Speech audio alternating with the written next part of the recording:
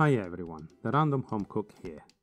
Today I will show how I make a lamb stock I normally use for Arabic recipes like maklouba, but it could be used for other preparations. This video and the Arabic chicken stock form the basis for the maklouba recipe that I'm planning to post.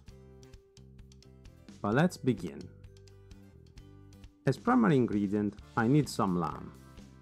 And the second main ingredient is a chopped onion, not too finely. Salt and pepper, a good amount, to taste. I will try to provide an indication that works for me in the description. Cardamom pods and various spices. In Arabic countries, as well as everywhere now, you may find a spice blend for meats or specifically for maklouba Arabic stock. However, I make my own, using nutmeg, allspices, coriander, cumin, bay leaf, garlic and ginger. As cooking oil, I use extra virgin olive oil. I start with the sofrito using the oil and the onion and a pinch of salt, tossing it around to avoid burning the onion. This stock is better to be slightly saltier than not, so I am generous salting each ingredient. At the end, I will taste and adjust if needed. Once the onion turns golden, going towards burning, I add the lamb. The best for this recipe are humble parts not usually used, at least not frequently in my opinion, like neck or short ribs, which I use here.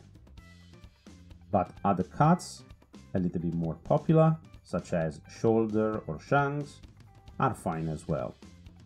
Any part with a good amount of fat-meat ratio is ideal, in particular if high in connective tissue, that can withstand long cooking, remaining tender and soft. I portion the cuts in more manageable pieces. Offal, like hearts and tongue, can also be used. Not always easy to find them though. But this time around I have some heart. I tend to avoid cuts that dry out easy, like lean cuts. Keeping an eye on the pot, I toss the meat around. Key is roasting the meat to achieve an enhanced stock quality. I add the garlic, cardamom pods, that I'm very careful not to break. I personally don't like to find the small seeds, but it is a personal preference. The bay leaf and all the spices and pepper. After a while, I add the heart's cubes. After all is well mixed, I add the salt. All this process takes about 15 to 20 minutes, depending on the hob and how cold and moist is the meat. The lamb could release some liquids. Fat is okay, but the water needs to go if I want the right color on the meat. Once I'm happy with the browning of the meat and I start to see sign of spices burning, I add a little bit of boiling water that lowers the heat and deglaze the pot. I add more water till the pot is full. The cooking time will be around 1.5 to 2 hours. Now, with the lid on, I wait patiently until it gets close to boil, and when some foam forms, I remove it, being careful not to waste any of the floating onion or spices. And then I let it simmer gently for the cooking time, checking time to time the level of the water as well as the tenderness of the meat.